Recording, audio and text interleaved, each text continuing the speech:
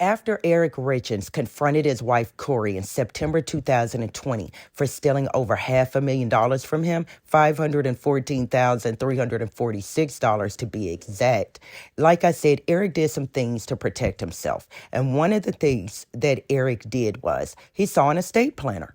And unbeknownst to Kouri, she was removed totally from Eric's will, and Eric's sister, Katie Richins Benson, was named as Eric's trustee.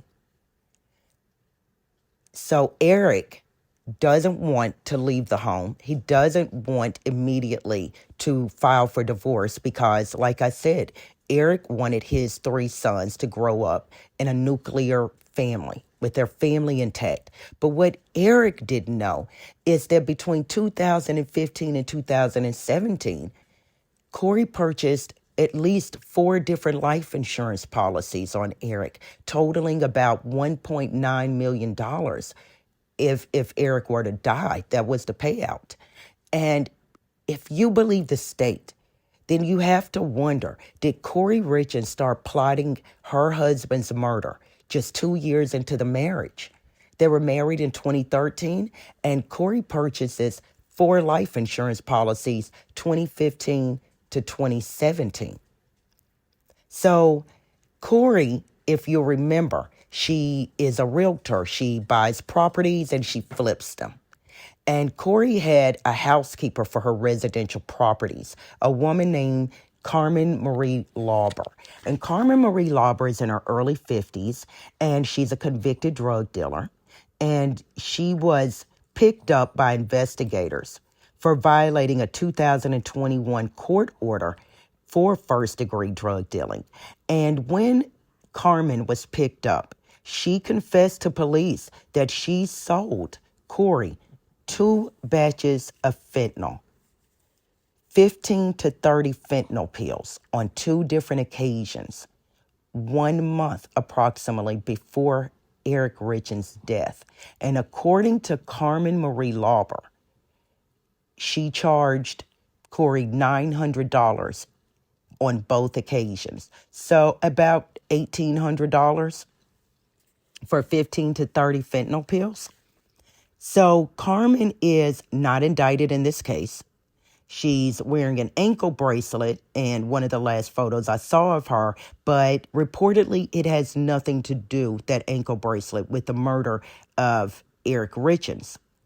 Another thing that I'm not sure that Eric Richins knew is just how much debt Kouri was in. So not only did Kouri owe Eric over $500,000, Kouri also had unpaid federal and state taxes totaling $189,840, and she owed a lender over $1.8 million.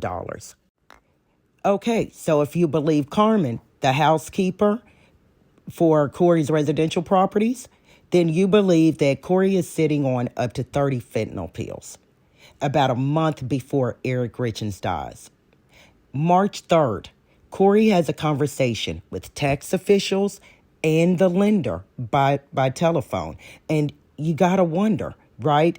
Were the lender and the tax officials threatening Kouri with some sort of court action?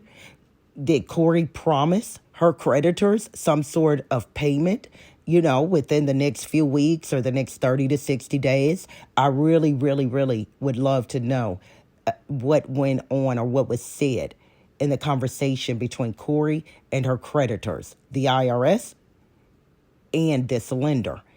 Anyway, March 3rd is when those conversations happened. Eric Richins is found dead March 4th. So according to Kouri, she and Eric were celebrating her closing on a house. And for that celebration, she made him a Moscow Mule. And Kouri said that one of the boys was having a night terror, and so that she went into the child's bedroom and slept with the child. I find it very convenient that Kouri Richins has removed herself from the room where her husband died. I find that convenient. I find it suspicious. Let me know what you think.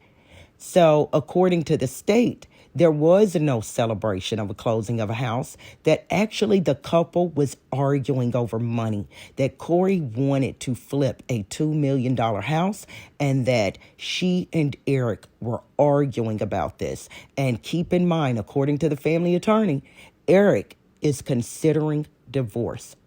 So Eric is found March 4th at the foot of the bed, and the next day, March 5th, Kouri actually invites friends out to where she's having drinks, and she is celebrating closing on a $2 million property the day after her husband died.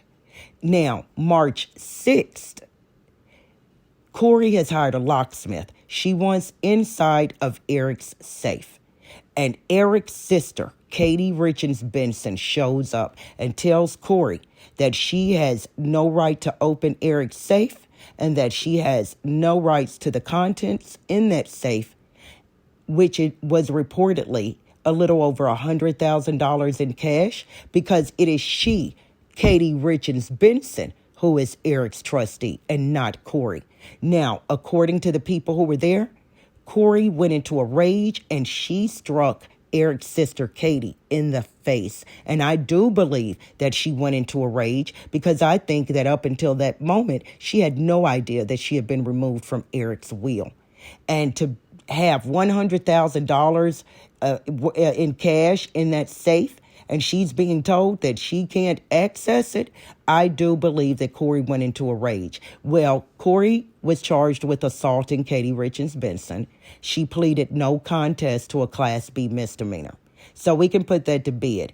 Kouri hauled off and she hit Katie Richins Benson that day over getting into Eric's safe. That's March 6th. Well, the battle between Eric's sister, Katie Richins Benson, and Kouri has just begun.